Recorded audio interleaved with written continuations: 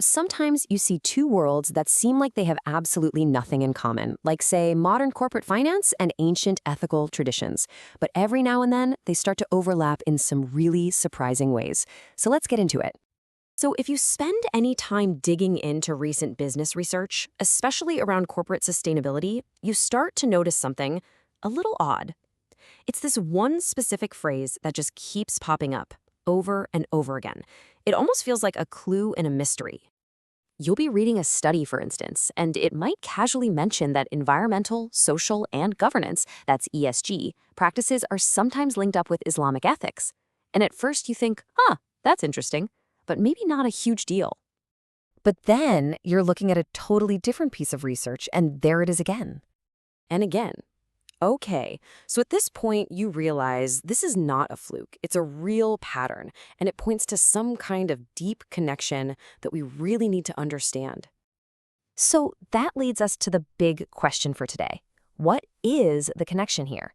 How is a 21st century corporate buzzword related to an ethical system that's been around for centuries? Well, let's solve this puzzle together. All right, first things first, we got to break down the first piece of this puzzle. This modern business idea called ESG. You hear the term thrown around everywhere these days, but what does it actually stand for? At its heart, ESG is basically a scorecard for companies. It lets investors and, regular people like us look beyond just the profit and loss statements to see how a company is actually behaving as a citizen of the world. And it all breaks down into three main buckets, which you can just think of as planet, people, and process. E for environmental is all about a company's impact on the planet. S for social is how it treats people, its employees, its customers, its community. And G for governance, well, that's about how the company is run, its leadership, its transparency, its policies. It gives you the whole picture. Okay, so that's ESG. Now let's grab the other piece of our puzzle, the world of Islamic ethical principles, and specifically, this concept called maqasid Shariah. Now, it's really important to get this. This isn't some rigid rulebook. Think of it more like a guiding philosophy. It's all about getting to the higher purpose behind the ethics. And that purpose is all about promoting the well-being of society and, just as importantly, preventing harm. And when you look at what it focuses on, does any of this sound familiar?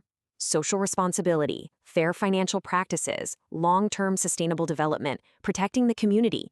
This isn't just about individual beliefs. It's a blueprint for building a just and sustainable society from the ground up. Okay, so we've got our two pieces, the modern ESG framework and these ancient ethical principles. Now for the fun part. Let's build the bridge and see how they connect. And boom, there it is. The connection is just so obvious when you lay it out like this. Both are trying to create sustainable and ethical behavior. ESG is looking past short-term profits to create long-term value. Maqasid Sharia is focused on the public good. And their key ingredients, stewardship, social welfare, fairness, they're basically speaking the same language, just from different starting points.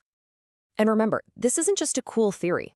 Those studies we saw at the beginning show this connection playing out in the real world. So let's look at a few actual examples from the research.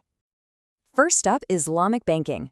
Research finds that their unique governance principles, what some call Islamic intellectual capital, are directly tied to more sustainable business practices.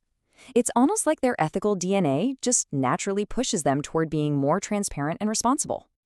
Now let's zoom out to corporate boards in general. The data is super clear here.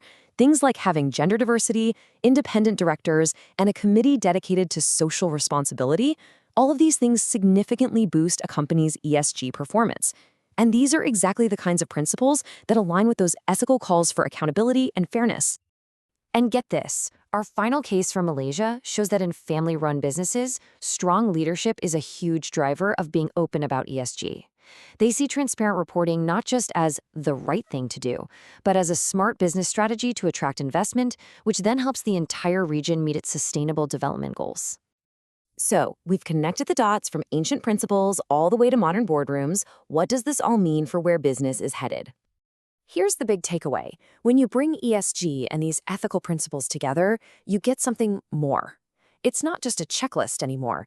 It becomes a really powerful, holistic way of thinking about building responsible companies. The ethics provide the why for ESG's what, giving it a soul, a deeper purpose that a purely technical framework might be missing. And that leaves us with one final big question to chew on.